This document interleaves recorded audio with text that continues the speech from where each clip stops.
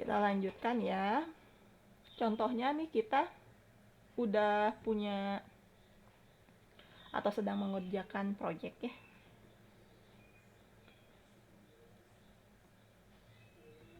Kalau buka project udah bisa kan ya. Nah ini kan nanti dia ngeload.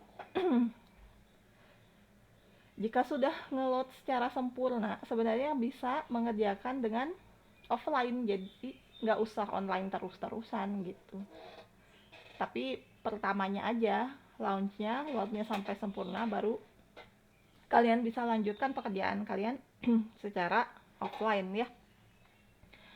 Lalu di sini kan kalau misalnya ngerjain tampilan browser gini, pekerjaan kita kan akan jadi lebih sempit tuh ya, bagian jendela tab seperti ini. Jika tidak mau tampilannya terpotong dengan bagian browser ini, kalian bisa install nih di bagian sini, install construct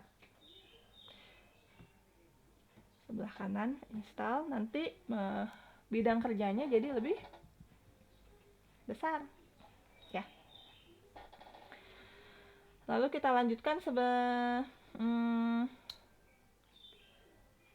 sebelumnya, misalnya udah ngerjain nih, terus mau save, kalian bisa ke menu, ke project, bisa pilih save atau save as ya.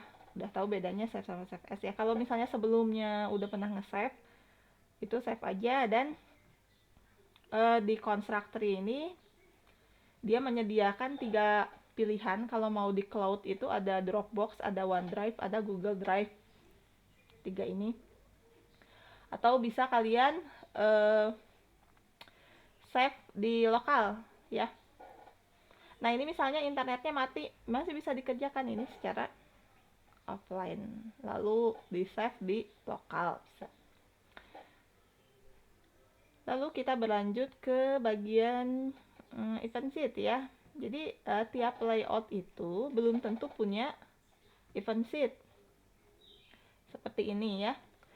Object bank, layout object bank, event sheetnya non, dia nggak punya event sheet. Jadi kemungkinannya ya karena itu cuman gambar aja ya, atau teks, jadi nggak perlu ada tanda kutip codingan di situ ya, cukup pakai behavior.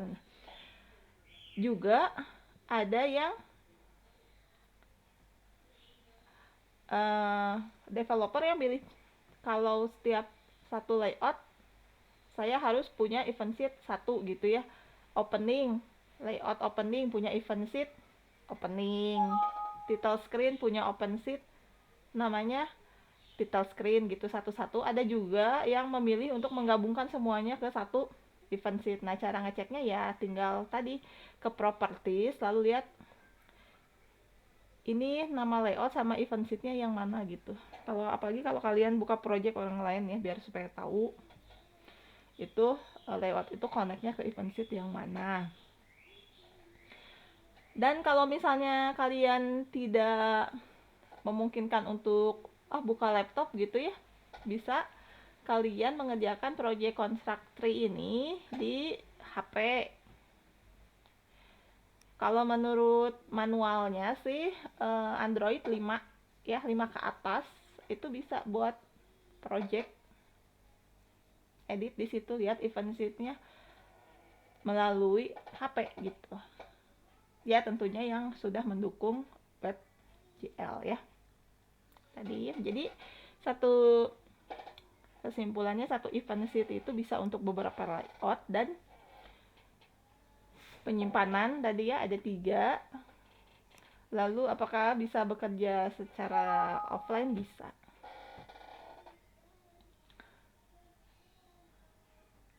Dan tadi cara menginstal ya, kalau misalnya bagian web browser ada yang mengganggu, tempatnya jadi lebih sedikit bekerjanya ya, kita buka di jendela baru dengan cara menginstalnya.